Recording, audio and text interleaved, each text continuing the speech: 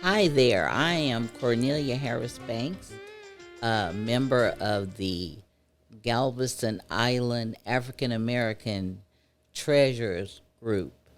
And we're here today to talk about the history of Juneteenth and Galveston, Texas. We're going to interview and or talk to one of our members, uh, a person who is from Galveston, Texas. In fact, just a little bit tidbit. She is what we call a BOI, born on the island. And that's because we realize that so many people don't realize that Galveston, Texas is Galveston Island, Texas, 32 miles long, 3 miles wide at its widest point. So today we're going to talk to Fay Williams, who's an activist, trailblazer, a civic worker, and we're just ready to let you hear what Fay can give us about Juneteenth. Fay? Well, thank you very much for that very flattering introduction. I am very happy to be a BOI, and that was, of course, many, many years ago. But my Juneteenth life started when I was at 4 years old. I was lucky enough to be taken down to Brazoria, Texas, my father's hometown, for the Juneteenth celebration. And two very life-shaping experiences happened that day on June 19th, 1938. There was two people on the stage had been freed as slaves, as children. And Miss Martha and this man called Uncle Plus told their stories about the day emancipation and freedom came. At 4 years old, of course, I didn't know exactly what those words meant, but there were other people in the group who were tearful, joyful tears, however, as Uncle Plus, as he was called, and Miss Martha told their stories about freedom and emancipation coming to them when they were small children. The other thing is that there was another gentleman there who read the Emancipation Proclamation, which had been issued sometime earlier by Abraham Lincoln, then president. And it was my first realization that there was something missing with regard to the Emancipation Proclamation. It says that all slaves in states that are in rebellion are freed. Well, by that time, I had heard of California being admitted to the Union and was not a slave state. Somehow the difference between slave states and free states, the words didn't mean much, but they were very important to my family, my father's family, who celebrated Juneteenth like no other holiday. But the life-changing event for me that particular day was this little girl who was about 10 or 11. As I said, I was 4. And she recited and performed General Order 3, which is what we still celebrate a lot on Juneteenth. Most of the time, General Order 3 is read, which says, "The people of Texas are informed that all slaves are free. And the crowd kind of just, I would say, went wild, clapping and crying and hugging about, but it was her performance of it. As I said, she could have been in a pulpit preaching. The way she performed it and her facial expressions, her body language was all of that. She took charge of that audience, and that became my first role model. That's who I want to be like. And I still can remember that speech impacting my life almost more than any other public event I have been to. No matter where it is or what it is, my mind wanders back to June 19th, 1938, when I heard that young lady, whose name I never knew, never saw again, but the impact on me, and it started me on my now over 80-year journey to learn more about the real meaning and impact of Juneteenth. Well, Faye, I know personally that you have done several impact papers on actually Juneteenth through the years. Can you tell me about some of that information? Yes, as part of my research, as I have started to come back to Galveston more, is that the Galveston Daily News, which states that it is the longest continuously, and the word continuously published newspaper in the state, carried the arrival of the Union Army in its June 26 edition and has copies of the orders that were issued. And there were 5 orders, not just General Order 3. General Order 3 was the most important, of course, to the slaves. But one of the other orders, which I considered very important, because it put in place a command structure. General Gordon Granger, who was the head of the Union Army assigned to the Gulf Coast region, marched into Texas. Well, I shouldn't say marched in. You can't march across the water. He came across on a boat. Okay.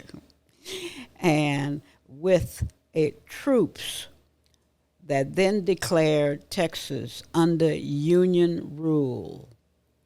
The Texans had totally ignored the Emancipation Proclamation. They had also ignored the surrender of the Confederacy on April the 8th. They were going to be coming back to be an independent republic again. Well, this research became very, very important to me, and I started to go through the things at the Rosenberg Library. I also went to Austin to look at the first act of the legislature when they had to be readmitted to the Union. I had not realized in my earlier research that it wasn't just the capture. It was taking control of the cotton that was produced. They took control of the economics. But one of the other things is that it was the beginning of the colored troops also in Texas, that arriving with General Gordon Granger was some of the volunteer colored troops which had been a part of the Civil War. So Galveston has had a very illustrious and important history with regard to not just Juneteenth, but also the total emancipation was now complete because Texas was the last of the 11 states of the Confederacy to be captured. And they could start the process of rebuilding the Union. And Texas was also one of the last states that was readmitted. Tennessee was the first state readmitted in 1866. Texas was not readmitted till 1870. And that is significant. It makes Galveston important because Galveston was the place of the last battle and the last state, the last part of the states to be readmitted. And that's why we really want folk to understand how important Galveston is, Galveston Island, Texas. Yes. We want everyone to understand that it is the authentic place where Juneteenth began. Exactly. It is significant because the Civil War technically had ended with the surrender of the Confederacy on April the 8th, 1865. But the Texans, in true Texas fashion, was holdouts. They had been an independent country, and they were going to become an independent republic again. And they were the gateway to the West. Also, Galveston was the last port in this part of the country which had connected all the supply units, the Charleston, Mississippi, and New Orleans, and everything. Remember, everything was transported by boat then. There were no airplanes. So being able to be an important port for the transfer of goods, and Texas, of course, was a big cotton growing state. So to get the goods into the arena for manufacturing, because the cotton mills that transferred the cotton into material were not in Texas. They were in the Carolinas. That's where the mills, the clothing mills were. So you had to get it out of Texas, and the only way to do it was through Galveston. So the powers that be decided they could not ignore Texas and being left out of the surrender of the Confederacy because of the importance of the port and the goods that were being transported out of Galveston Port. Galveston Port, by the way, was started in 1837. You know, that brings back some more information to mind, some more information, because, as you say, Galveston was extremely important in cotton. Then we had the cotton jammers. Yes. And so I know that the cotton jammers had a big... Cotton jammers were also an important part of my history. And of Juneteenth. And that's the part they are... in the 40s, before everybody thought that Juneteenth could become a national or important holiday, the cotton jammers, or the longshoremen, black longshoremen on the Gulf Coast, got written into their contract that they would have a holiday. They would get paid holiday wages on June 17th. I have a copy of that contract. And it lets people know that if they had to work, they would receive holiday pay. But it was the first really declaration by the business community that Juneteenth wasn't an holiday, because the cotton being shipped out of the Galveston port was an important part of the economy of several states where the cotton mills were. and it had to get out of Galveston. And if Galveston Port was a hostile port and not getting back into the Union, there would be, it was, I remember when I was going to school, we used to talk about the gateway to the West. Understand that between Texas and California, all those other states, Oklahoma, New Mexico, they were not part of the Union. There were only 31 states, by the way, when the Civil War started. There were 32 by the time it ended because West Virginia departed from Virginia and was carved out. And therefore, a new state was created as a free state. You know, as people who are listening to this podcast, they can absolutely see how important Juneteenth was to the African American community in the city of Galveston from the very beginning. It's where it all began, Where it all because began. that's where the Union Army, under the leadership of General Gordon Granger, with the support of some of the colored troops, came. And that's, of course, is commemorated in Galveston now by the wall down on the Strand, which uses the words which we don't have in lives, absolute equality. And that was a very important statement at that time. And of course, is what we've been working to achieve ever since. But the words absolute equality came into legal being by the words of Gordon Granger in General Order 3 and those 5 orders. And I don't know whether I've mentioned this, but one of the most important orders to me was number 4, which says all acts of the so-called Confederacy are null and void. That meant then that from the time Texas decided to join the Confederacy, nothing they had done counted. And it is looking at those kind of things which are readily available in history books and everything, Will you but agree? not told in popular folklore. Will you agree with me that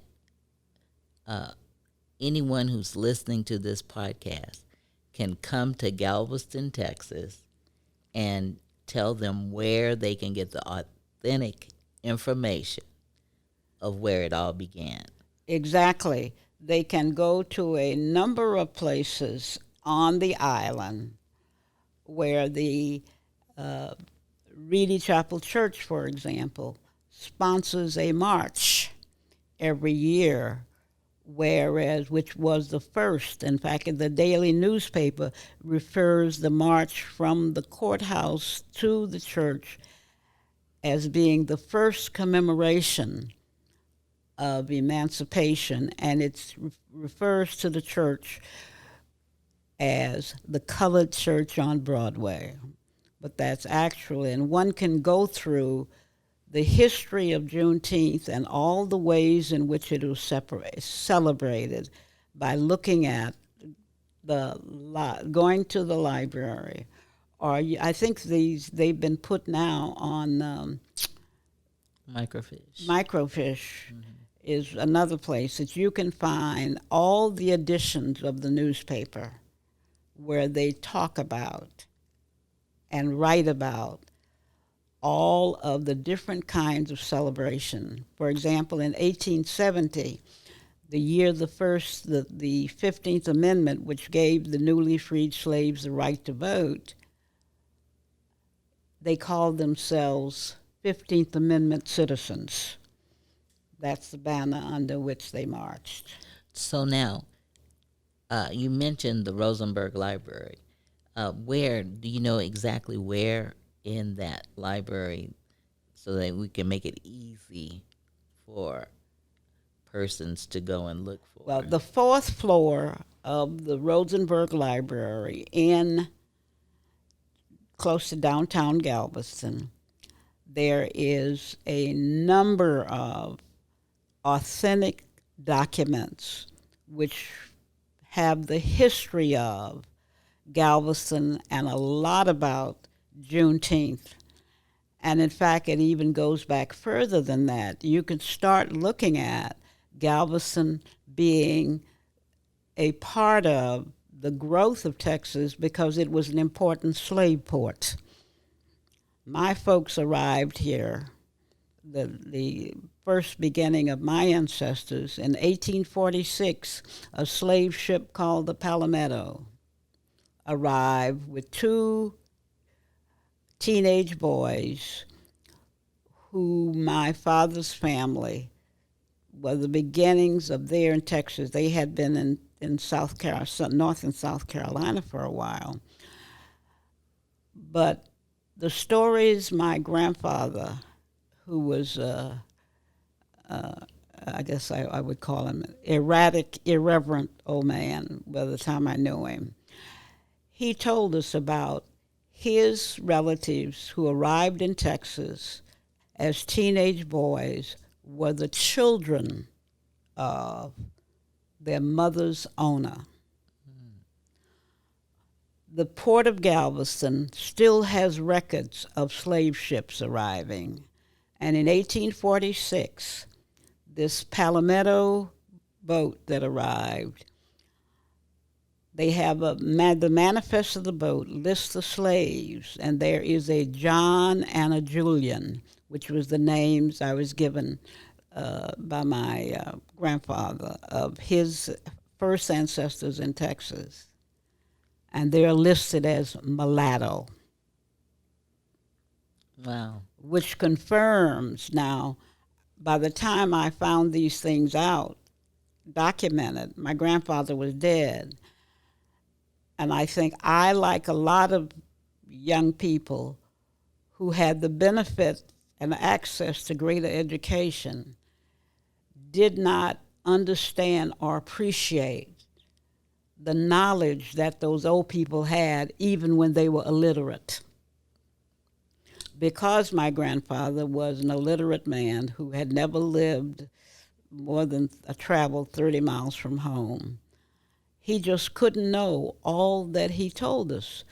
But my research over the last 60 years has shown me that yes, there was John and Julian, and they were mixed blood, but still enslaved, because it was unimaginable to me that somebody could sell children they knew were theirs. Wow. Well, you know, I am just glad that we've had the opportunity to talk with you and you to share with us, especially about the beginning of the celebration of Juneteenth. The fact that those of us who were brought up in Galveston knew only that we were emancipated on June 19th. And then since 40 years ago, we became a state holiday. And then now we are a national holiday. Our organization wants to bring to forefront to persons who are coming to see us every Juneteenth from this day forward, that we're going to bring the history, the authentic, where it began. We're going to tell you about African Americans who in our city who've made strides, and we're just excited. So look forward to seeing the podcast and different activities that are going to happen this Juneteenth. We want you to come on down to Galveston, June 19th. Thank you.